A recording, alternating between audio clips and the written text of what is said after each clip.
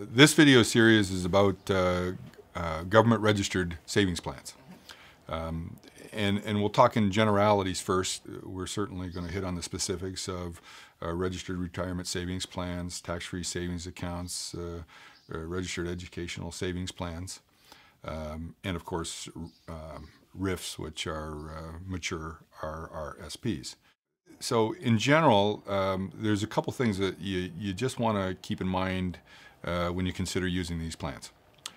First thing is they save savings plans, so you think they're just about savings, but in fact there's lots of ways to put away money that you've saved, and these plans are, by being government sponsored, are really about taxation.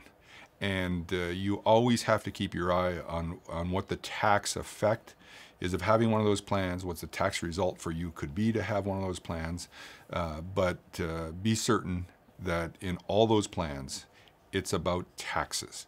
And so we want to understand that very clearly. The other thing is, when you consider taxes in general, you think of the rules that are put in place and what your reaction might be to those, and realize that whenever there's a tax element involved, the government is actually trying to steer you one way or the other. Very early in my career, we were taught that the Tax Act in Canada is an instrument of social policy. It's intended to shape what decisions you might make in certain areas. And obviously, let's talk about registered retirement savings plans. That was about trying to promote a reason for you to save money, give you a current benefit for putting money away that you wouldn't use for many years. So there was the idea that if you put money away now, we would give you a break on your tax return, thus giving you a short-term advantage to something that we want you to do long term, because we're concerned about having to take care of you in your old age. So the government was saying, well, look, let's give them incentive to put money away. But you always want to understand that they're trying to get you to do something, and whatever they're trying to get you to do, don't always assume that it's good for you. What they're trying to get you to do may well be good for the country as a whole, or for the particular sitting government, or for the next election. They're certainly trying to get you to do something, but don't be confused about that being necessarily something that is good for you. So again, these plans in general are about taxation. They could be about saving taxes overall. They could be about shifting taxes from now to later. But they're all about taxes. And they're also all about the government trying to shape your decision making.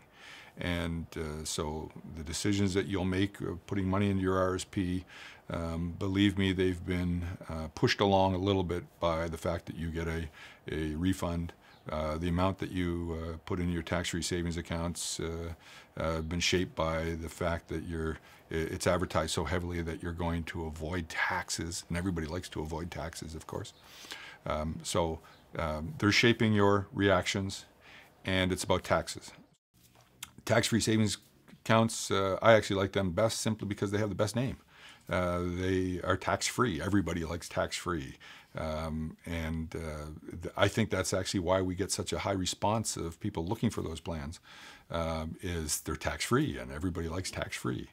But tax-free, again, it has to be taken into context of your own tax situation. And your tax situation isn't everybody else's tax situation, so there is an element of every one of these plans that has to fit into your environment and your household taxation. And we all have different tax rates, we all have different dependents, we all have different number of years ahead of us. So all these plans need to be integrated into your total financial planning. Now it's up to you, with knowing those two key things, to try to use those products in your tax situation to your benefit, and don't do so blindly.